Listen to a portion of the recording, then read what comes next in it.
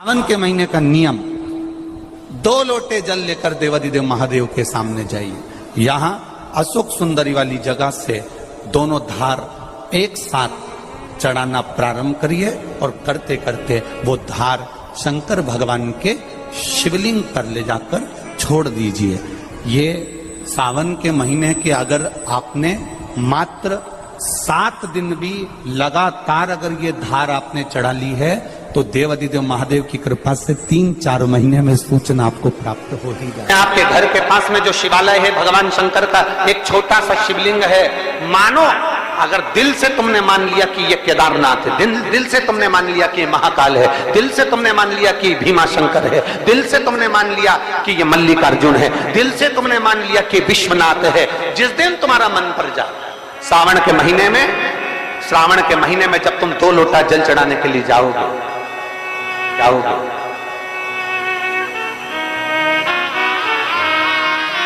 श्रावण के महीने में जब तुम 2 लोटा जल चढ़ाने के लिए जाओगे और 2 लोटा जल तक तुम अपने हाथ में लेकर चढ़ाओगे, जिस दिन तुम्हारा चित्त में मन में आ जाए कि आज मैं विश्वनाथ नहीं गई हूं, मैं सावन के महीने में मैंने विश्वनाथ का दर्शन नहीं करा है, सावन के महीने में मैं काशी नहीं गई, सावन के महीने में मैं गंगा के घाट पर नहीं गई, जिस दिन सावन के महीने में तुम्हारे मन में आ जाए 2 लोटा जल लिया, शंकर जी को चढ़ाते हुए अपने मन में विचार कर लिया कि मेरे विश्वनाथ, मैं तुम्हारे दरवाजे तो नहीं आ सकी, पर मेरे जल में अगर बल होगा तो इस जल को आप वहां से यहां आकर स्वीकार कर लोगे। वो विश्वनाथ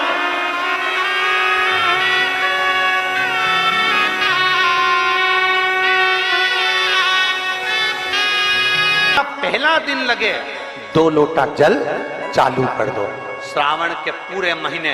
2 लोटा जल अपने घर से लेकर जाओ और अपने घर से जब जल लेकर जाओ तो ये विचार कर कर जाना, आज मैं शिव को काशी में, आज मैं शिव को केदार में, आज शिव को अमरनाथ में, आज शिव को भीमा शंकर में, आज शिव को मल्लिकार्जुन में। और फिर निवेदन करूंगा, जिस बहन को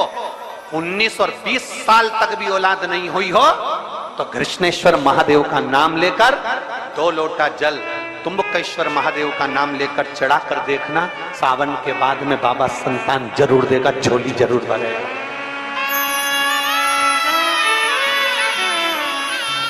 कहीं नहीं जाना, अपने नजदीक में, अपने घर के पास में, अपने मोहल्ले में, अपनी गली में, अपने चौराहे पर, अपने घर के पास में जो शिवालय हो, जो शंकर का मंदिर हो,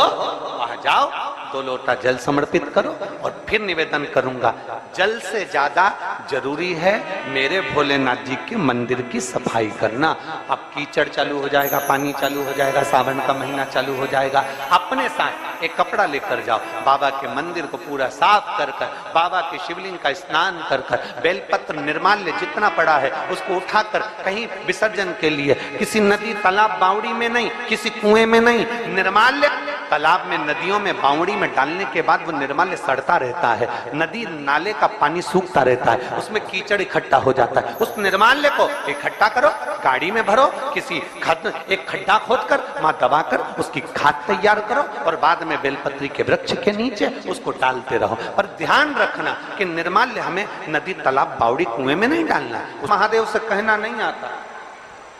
तब हम क्या करें? तो शिव महापुराण की कथा बड़ा सुंदर बात कहती है कि जीवन में कितनी भी तकलीफ हो, कितना भी कष्ट हो, कितना भी दुख हो, जब हम एक बेलपत्र लेकर भगवान शिव को समर्पित करने के लिए जाते हैं और दिल से, हृदय से, भाव से जब एक बेलपत्र समर्पित करते हैं और 1 लोटा जल अशोक सुंदरी पर चढ़ाने के बाद हम देवाधिदेव महादेव को जब समर्पित करते हैं तो ये निश्चित है हमारे दुख, हमारी तकलीफ, हमारे कष्ट को मेरा शंभू काटता जरूर है, ये निश्चित था। बोल बम का नारा है, जरा जम के, बोल बम का नारा है, सारी समस्या का हल। जब हमारे भीतर कोई तकलीफ होती है, हमारे भीतर जब कोई कष्ट होता है, हमारे भीतर जब कोई दर्द होता है, हमारे भीतर जब कोई दुख होता है, तब हम देवाधिदेव महादेव को 1 लोटा जल समर्पित कर कर अपने हृदय की बात भगवान शिव से जरूर करते हैं। जरूर थोड़ी सी भी विषम परिस्थिति चल रही है, थोड़ा भी तकलीफ चल रही है, थोड़ा भी कष्ट आया है जीवन में, थोड़ा भी दुख, थोड़ी भी तकलीफ, थोड़ा भी दर्द, थोड़ा भी कष्ट अगर आपके जीवन में आया है तो शिव महापुराण की कथा कहती है सबसे पहले भगवान शंकर की शरणागति में जाए, भगवान शिव के पास जाए।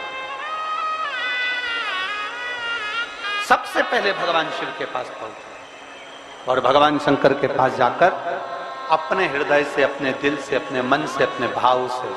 भगवान शिव को अपने मन की बात देवादिदेव महादेव को कहना प्रारंभ कर।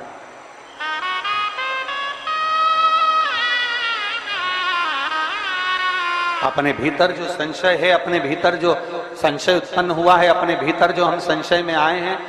उस संशय को मिटाने के लिए, अपने भीतर के दुख को, अपने भीतर की तकलीफ को, अपने भीतर के कष्ट को मिटाने के लिए कहीं दूसरी जगह नहीं जाए।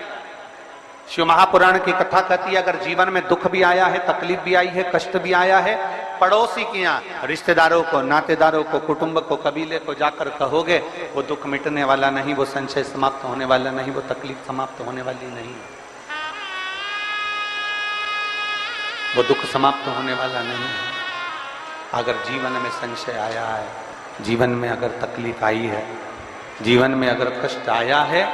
तो हमें शिव की शरणागति ग्रहण कर लेना चाहिए। एक लोटा जल हाथ में लेकर भगवान शिव से अपने दिल की बात, अपने मन की बात भगवान शंकर को जरूर जाकर कहना चाहिए। कर रहे हो ये आपके ऊपर निर्भर करता है। मां, महात्मा और परमात्मा,